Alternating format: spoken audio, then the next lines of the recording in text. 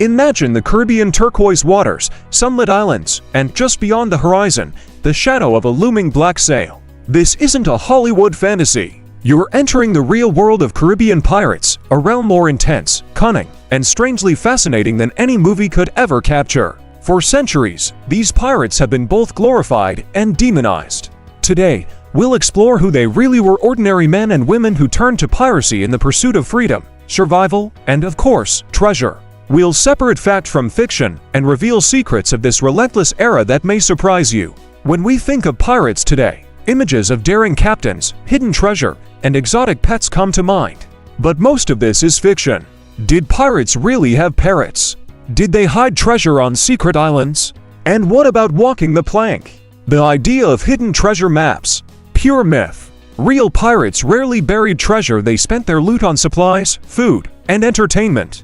Parrots were sold as exotic pets, yes, but they weren't common on pirate ships. And as for walking the plank, most historians agree that pirates had far harsher ways to deal with those who crossed them. The Caribbean in the 17th and 18th centuries was the perfect hunting ground for pirates. European empires were fighting over colonies, and ships loaded with silver, gold, and spices moved between the Americas and Europe. For the desperate and daring, piracy became a path to unimaginable riches.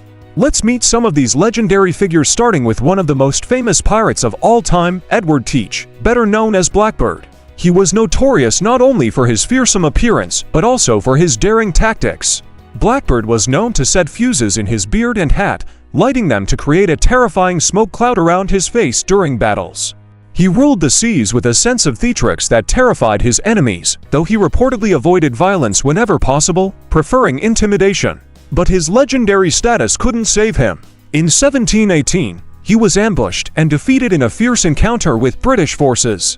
Then there was Sir Henry Morgan, a pirate who somehow managed to earn respectability. Unlike Blackbeard, Morgan was a strategic planner and a master manipulator who raided towns rather than ships. He attacked cities along the Spanish Main, with his most infamous raid being the sacking of Panama. In a twist, Morgan was later honored by the English crown and appointed lieutenant governor of Jamaica. Port Royal, Jamaica, was Morgan's home base and a true pirate haven. It was known as the wickedest city on earth. Here, pirates mingled with merchants, and the city thrived on vice and lawlessness. But in 1692, an earthquake struck, and Port Royal sank into the sea, as if the earth itself was seeking retribution. Piracy wasn't just a man's world. And Bonnie and Mary Read were two female pirates who defied the norms of their time. Anne, born into an Irish family, fell in love with the pirate lifestyle and fought alongside her partner, the infamous pirate Calico Jack.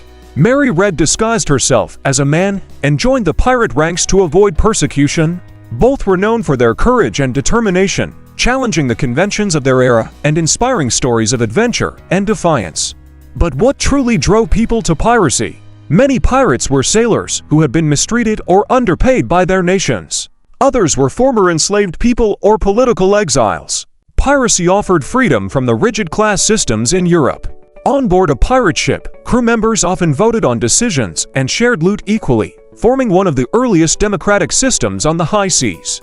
Yet, this wasn't a glamorous life. Life on a pirate ship was harsh. Disease, hunger, and constant danger lurked every day. Pirate captains ruled strictly, and discipline was severe. Those who dared break the rules could face punishment as extreme as being marooned, left on a deserted island, cut off from the world.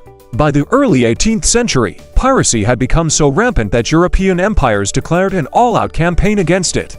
The British, French, and Spanish joined forces to suppress piracy, capturing and bringing pirates to public trials to make examples of them. The fall of Port Royal, the rise of naval patrols, and the lure of amnesty marked the end of piracy's golden age by the 1720s. Today, the Caribbean is a tranquil paradise, its pirate history buried beneath the waves and the sands. But if you listen closely, you can still hear whispers of those who defied the odds, lived by no one's rules, and chased freedom, fortune, and legend across these beautiful and forgiving waters. So, the next time you watch a Hollywood pirate film, remember, the reality was much darker, more desperate, and yet more compelling than anything on the big screen. The pirates of the Caribbean weren't legends, they were real people, driven by adventure, resilience, and the will to defy the odds in an age where life was as unpredictable as the sea itself.